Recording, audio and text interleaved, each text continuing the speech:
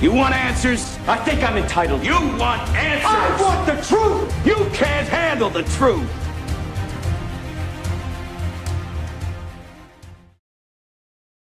All right, welcome back to Why You Can't Handle the Truth. This is Sergeant O. Went ahead and did this real quick. Go live and let you guys know a little something. Question is, did America create a constitutional weapon that could eventually destroy us? I believe we did. And I want to tell you why. The modern interpretation of the birthright citizenship has turned the 14th Amendment from a shield protecting freed Americans into a backdoor that foreign interests and anti-American movements can exploit. This is not a podcast about Mexico. This is not another argument about people crossing the southern border looking for employment. I'm talking about something much, much bigger. The ability of a foreign nationals, foreign ideologies, and the wealthy foreign interests to acquire permanent access to the United States through citizenship, and then use that access to influence our children, capture our institutions, and gain political power. We are watching it happen in real life.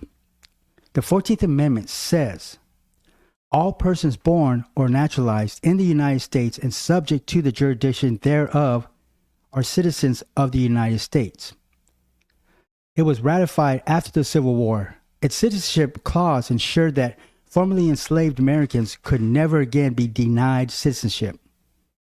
And I'm not arguing against the equal protection of or due process guarantees. I'm talking specifically about the modern interpretation of the birthright citizenship. The words that matter are subject to the jurisdiction thereof. In 1898, the Supreme Court recognized the citizenship of Wong Kim Ark, who was born in San Francisco. His Chinese parents were legally domiciled here. They lived here. They operated a business here. They had established a genuine relationship with America. But in June 2026, the Supreme Court expanded that protection to the children born here when their parents are unlawfully or only temporarily present. That is now the law. And I believe that interpretation has created a national security vulnerability. Citizenship is not merely a certificate. It grants permanent membership in the American political system. It brings voting rights, constitutional protection, access to the public office, and the ability to influence the future of our country. Once that citizenship is granted, the child can be taken overseas and raised under a completely different culture, political system, and national identity. Then that American citizen can return years later with all the political rights of somebody raised entirely in the United States. This is not a fictional possibility. Let me introduce you to the evidence. Exhibit 1, Hasan Piker. Now, Piker was born in New Jersey and raised in Istanbul, Turkey. Because he was born on American soil, he possessed the American citizenship. He later returned here, attended Rutgers University, and became one of the largest political streamers in the country. Today, he reaches millions of young Americans. And what does that teach them? Well, he promotes socialism. He has described communism as an honorable end goal. He became infamous for saying that America deserved 9/11. That was not some foreign broadcaster trying to reach American outside. That was an American citizen born here but culturally formed overseas, using American technology, American constitutional protection, and American audience to teach young Americans contempt for their own country. Charlie Kirk confronted that ideology directly. He could challenge Piker with the facts and expose what was hiding behind the sarcasm and the slick online performance. Now Charlie's gone, and Hasan Piker continues reaching millions. That is why I consider him one of the most dangerous ideological influencers in America. Not because I want him censored, because I want him answered. His citizenship protects his right to speak. My citizen protects my right to expose what he's teaching. Hasan Piker is not proof that every American raised overseas becomes hostile toward this country. He is proof that birthright citizenship can create permanent political access without creating any guarantees of American loyalty. Let's go over exhibit number 2. Rama Dawaji and Zohran Mamdani. Rama Dawaji was born in Houston to Syrian parents and spent much of her childhood in Dubai. She later returned to the United States and became an artist, a political voice whose works has focused heavily on Palestine, Arab identity, immigrations, and opposition in the American policies. Then she helped shape the political branding of Zohran Mamdani. Mamdani was born in Uganda. He is not a birthright citizenship example. He became a naturalized American citizen in 2018, but he represents the next stage of the movement, political power. How he rose through the Democratic Socialists of America and became mayor of America's biggest city, largest in the state, country. That is the progression I am warning you about. Citizenship creates access. Activism develop the ideology. Organizations build the political machine. Then the movement moves into government. Mamdani openly identifies as a democratic socialist. He does not conceal that part. But the larger movement surrounding him goes much, much further than lowering rent and cheaper groceries. It views capitalism, the nation state, and the Western institution as a system of oppression that must be replaced. This is where socialist and Islamist movements can find common ground. They do not agree on everything. Socialists and Islamists have enormous differences involving religion, economically, sexuality, and family. But they share a common enemy, the traditional Western order. Islam is not merely a private spiritual practice in the way modern Americans commonly understand religion. It's a foundational text. A traditional also address law, government, economics, warfare, and the organization of society. Political Islam seeks to put those principles into public and government power. Socialism seeks collectively political control over economic life. One approaches from religion and the other from economics, but both can oppose capitalism, American nationalism, and Western constitutional tradition. A temporary alliance is dangerous precisely because each side believe it can use the other. Now, Exhibit 3, Subu. This is the clearest example of direct exploitation. Bo, he is a wealthy Chinese gamer or gaming entrepreneur reportedly responsible for more than 100 children born through American surrogates. More than 100. This is not a struggling family escaping hardship. This is not somebody crossing from Mexico looking for work. This is a wealthy foreign national using American reproductive services and American birthright citizenship law on an industrial scale. American citizenship is being commercially produced. Each one of those children may possess permanent access to the United States.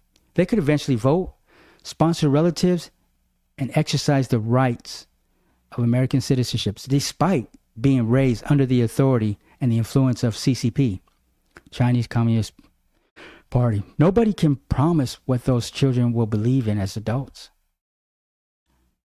That is exactly the problem. Americans surrender control at the moment of birth. Foreign billionaires supplied the money. American businesses supplied the surrogates. The 14th Amendment supplied the citizenship. How can anybody look at that and claim the system is not being exploited? If China discovered a weakness in one of our computer networks, we would call it a national security vulnerability. If China acquired 100 credentials providing a permanent access to a protected government system, we would investigate it immediately.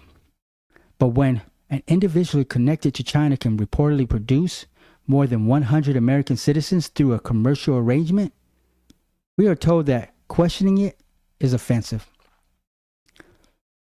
I'm here to tell you, I reject that. Citizenship should never be an international commodity. It should never be something a foreign billionaire can mass produce. And a country unwilling to protect its citizenship will eventually lose control over its own future. Exhibit number 4. Eman Abdelhadi and the academia.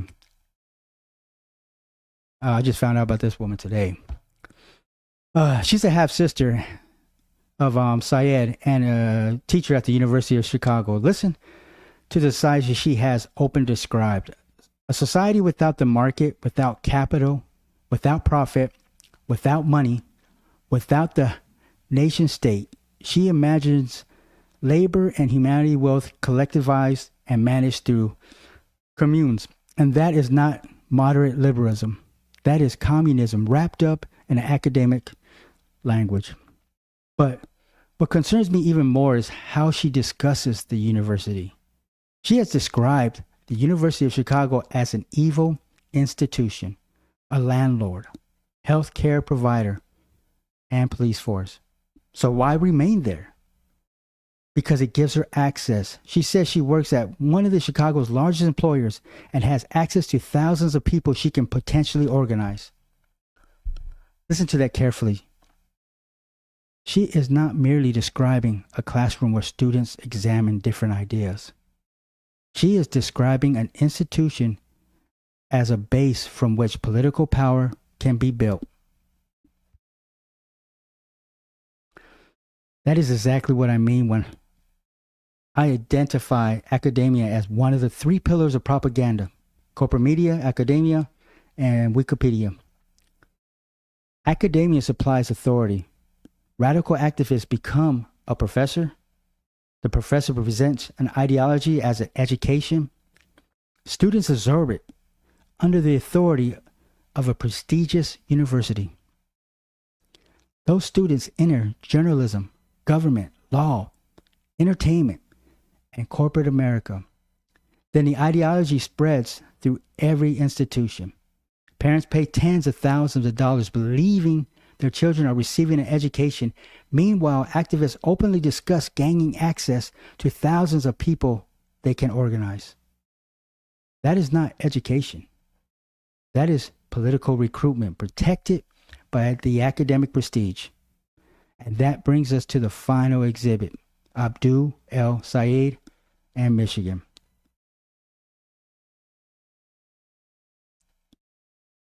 Abdul El-Sayed was born and raised in Michigan. He is not another direct example of somebody born here and raised overseas. He is the political payoff. His sister openly describes a communist society without markets, money, or nation state. El-Sayed has built his political career within the same broader progressive and socialist network. Bernie Sanders supported him. AOC supported him. He promotes Medicare for all, major government expansion, and the end to American military assistance to Israel. He has also worked with Hasan Piker to reach younger voters. Now, when Piker becomes politically toxic, El-Sayed can distance himself from an individual statement. Politicians do that. But I'm not judging El-Sayed by one carefully prepared campaign response. I'm judging the pattern, the organization, the policies, the alliance, the ideological environment. And after examining the pattern, I believe Abdul El-Sayed shares the fundamental worldview his sister describes. He is not going to stand there before Michigan voters and announce that he wants to eliminate money, profit, capitalism, and the nation state. He knows that would be political suicide. But refusing the label does not prove that he rejects the destination. Michigan is where this movement could gain national political power. That is why the state matters. Not because Abdul El-Sayed has a foreign name. Not because his family came from Egypt. It matters because of what he supports, who he surrounds himself with, and the movement that would gain power through his election. This is not about ancestry. It's about allegiance and ideology. America has become Mike Tyson before Buster Douglas. We became so dominant that we stopped believing anybody could defeat us. We stopped guarding our citizenship. We surrendered our universities. We permitted activists to capture our institutions. We allowed foreign money, foreign interests, and anti-American ideologies to operate through the rights and protection of Americans America created. Rome made the same fatal mistake. Rome wasn't destroyed in one afternoon by an unstoppable force. It was weakened internally. Political instability grew. A shared Roman identity disappeared. Institutions decayed. And when the final pressure came, the empire no longer possessed the unity required to defend itself. America is watching its shared identity disappear in real time. We are told that expecting assimilation is hateful, that protecting citizenship is racist, that defending capitalism is oppression, that loving America is nationalism, and nationalism itself is evil. That is how a civilization is convinced to surrender before its enemies even defeat it. When I was a young man, I swore an oath to defend this country and the United States against all enemies, foreign and domestic.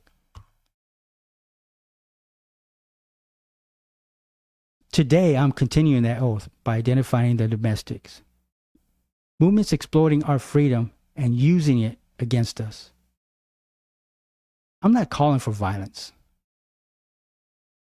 I'm calling for constitutional action before violence ever becomes the results of a national collapse. We must reform the birthright citizenship through a lawful constitutional means. We must require a genuine legal relationship between the parents and the United States before automatically citizenship is granted. We must investigate foreign commercial surrogacy operations. We must restore assimilation as an expectation. We must remove public funding from institutions that operate as a political indoctrination center. We must defeat these movements at the ballot box before they gain enough power to rewrite the country permanently. The modern interpretation of the 14th Amendment has created an opening. Foreign wealth can exploit it. Foreign ideological formation can pass through it. Anti-American movements can use the resulting political access. And Michigan is showing us what that looks like when the movement reaches a national power. The warning is directly in front of you. We can act constitutionally now, or we continue pretending America is too powerful to fall. Remember, Rome believed that too, right up until it wasn't. I swore an oath once. As far as I'm concerned, that oath never expired. And that is why you can't handle the truth. If you agree and you believe our birthright citizenship is the locked door that can save our country, like, subscribe, share this video before it's too late. I'm Sergeant O. And until next time. You want answers? I think I'm entitled. You want answers? I want the truth! You can't handle the truth.